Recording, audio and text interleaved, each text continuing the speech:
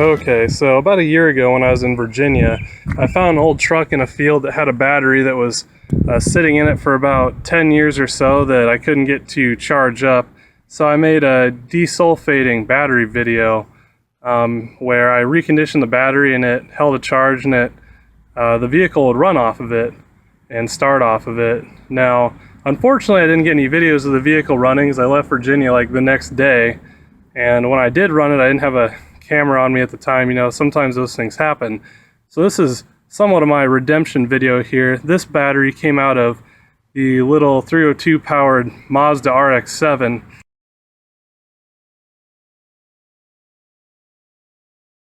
And the guy who had it before me went to prison. So the car sat for 13, 14 months and all through the winter, and the battery was in it, and the battery obviously had zero charge, and now the battery won't charge up whatsoever after it sat all that time. So what we're going to do today is the same process I did in Virginia to desulfate the battery. So we use a little Epsom salt, and hopefully we can get this thing to work again.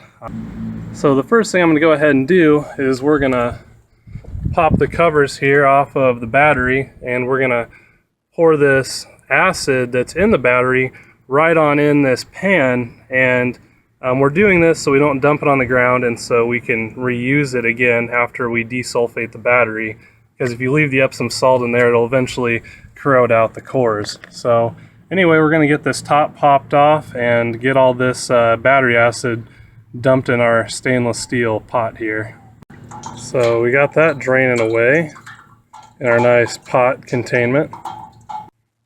Alright, so now that the battery is empty, doesn't have any more battery acid anymore, we'll go ahead and pull our Epsom salt solution in there. And I just mixed it with a liberal amount of Epsom salt. You don't want to go too much where you're dumping granulars in there where you couldn't dissolve anymore, but pretty hefty amount.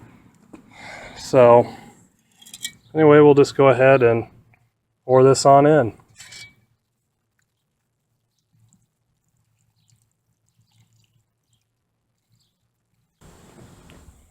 And if you want to neutralize your battery acid so you can dispose of it, you can just keep applying baking soda.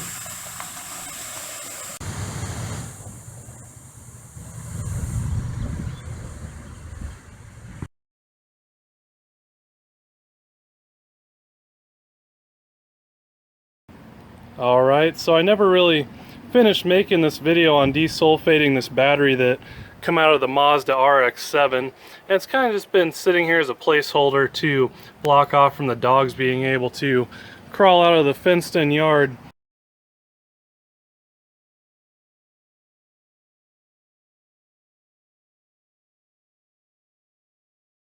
So anyway, I guess today we're going to take it and finish the process and start a car up with it.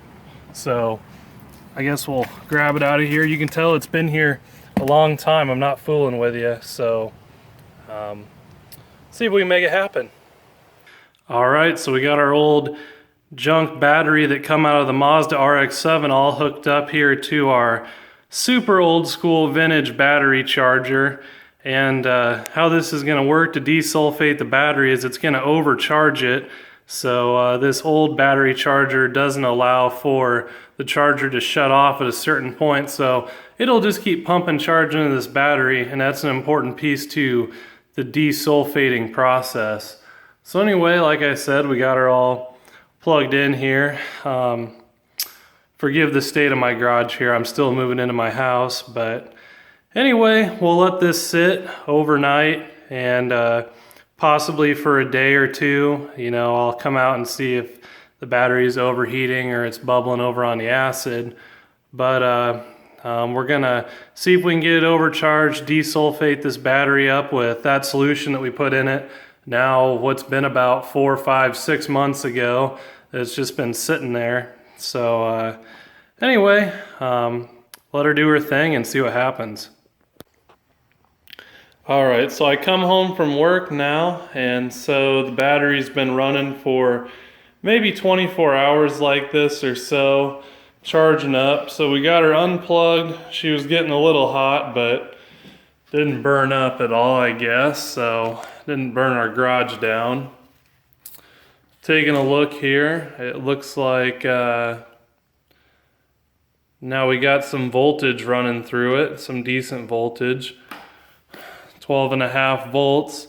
So I think we're gonna go ahead and drop this battery in something and see if it'll start. I definitely couldn't get voltage out of it like that before, so something's changed.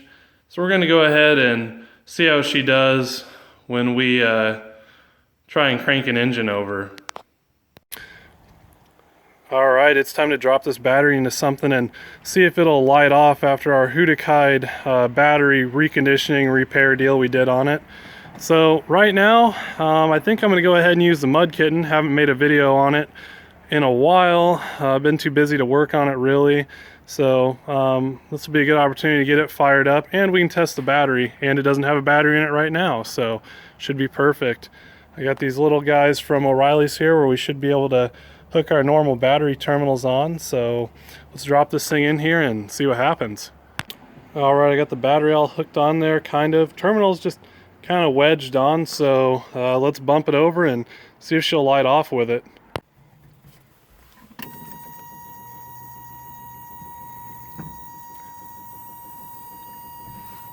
Seems like everything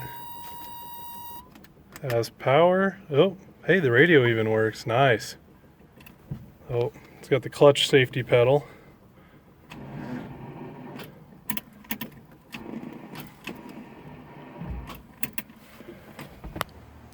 Alright, so just to make me look bad and look like I really don't know what it is that I'm doing, when I went to tighten down my battery cable, I split it. So I guess I put a new one on there. So day 2 here, I got another opportunity to start up the truck. So I was smart, left the keys in it. Well, I guess didn't have a battery terminal, so make sure we're in neutral. There we go. Key, got our foot on the clutch this time because we've learned, and hasn't started in a really long time. So it'll be a pretty good test for that battery up there. Pump her a few more times.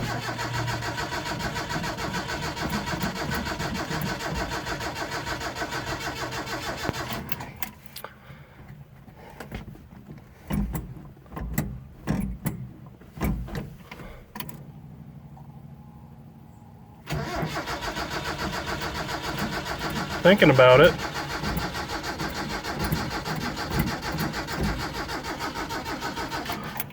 It's really putting that battery to the test. Let me go and adjust the carburetor and maybe this thing will fire up, but the battery's doing a good job turning her over. Alright, got fuel to her. See the booster's working, so ideally she should start here. Here we go again.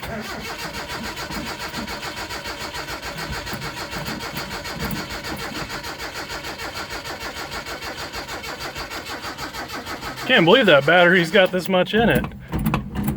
Good grief. Seems like we don't have any ignition.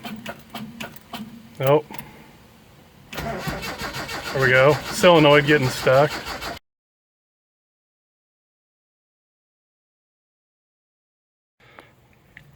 Sometimes it helps to have the ignition coil hooked up, so that was kind of like my anti-theft deal I had going on there, where I forgot I had unplugged that a few months back. So anyway, it should honestly light right off now if our ignition switch will behave.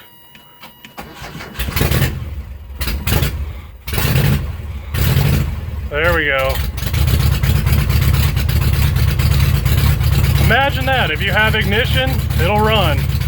So amidst all that fail, I'm going to call that battery desulfation process a complete win.